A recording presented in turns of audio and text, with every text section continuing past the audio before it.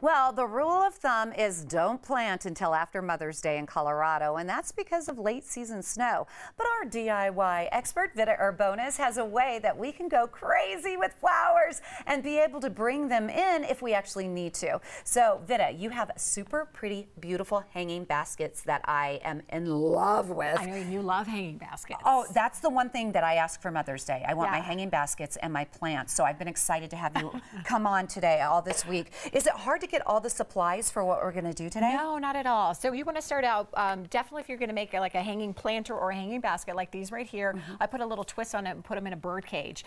You want to make sure you get the special potting soil that is meant for containers. Do not use just a regular potting soil. They have specific ones for containers. You also want to make sure you fertilize once a week. So just mix some of this in with like a gallon of water, because what's going to happen is the nutrients are all going to drain out because it's not in the ground. So you want to fertilize once a week. You want to make sure you water your planter at least once a day. That's what I've been doing wrong. Yes. I didn't think about the fertilizer, and these are so gorgeous. Yes. Are there certain flowers that work best with this kind of project? Yes. So when you go to your garden center, you want to ask for trailing plants or trailing flowers, and what they're going to do is then they're going to grow out more, and then you can get some regular ones in the middle. But make sure if this is going to be in the sun, make sure you get sun-specific flowers and plants that go in the sun. If you want to do shade, make sure they're all the same, that they're shade, and then that you water and you put it in accordingly, and then it's in the shade. So if you get shade plants and you put it out in the sun, they're going to dry out. Yeah, it's going to be wrong. Yes. Okay, so I mean, imagine giving this to Mom, and you made this for Mom too. That's like the wow factor.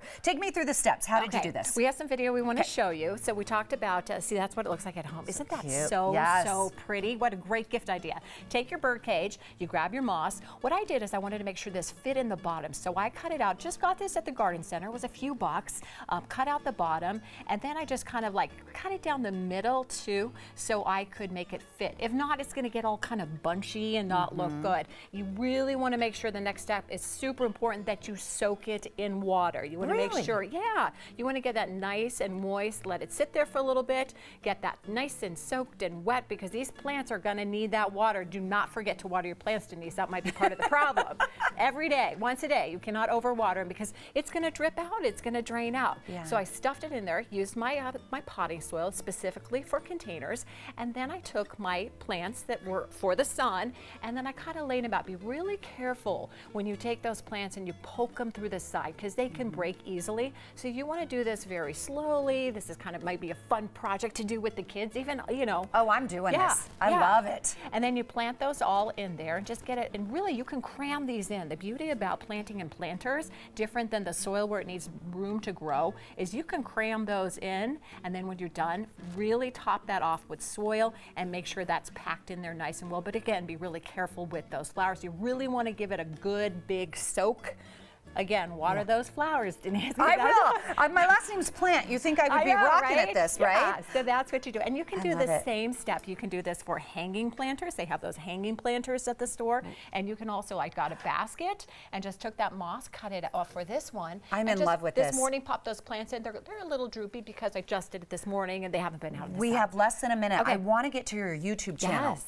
Tell me about it. What's the YouTube channel that we need to search? Go to my YouTube channel, The Parenting Channel. And I just posted, just recently posted a Game of Thrones cake. I'm going to be posting this this weekend, so you'll have all the tips and everything you need on this. And the Derby Fascinators? And then, with the Derby coming up, we made a fascinator. That's my daughter there. She's really happy. And that's really easy to make. So we have so many fun cakes and DIY projects that you can do almost for every, like we just had the Easter event. I am such a huge fan of yours. Thank you very much. You can find all of Vida's DIY projects and the step-by-step directions for birdcage planners online. Go to cookcraftkids.com. You can also find all of her other amazing tips, hacks, and recipes. Subscribe to her YouTube page. Just search for The Parenting Channel. All one word, no spaces. The Parenting Channel.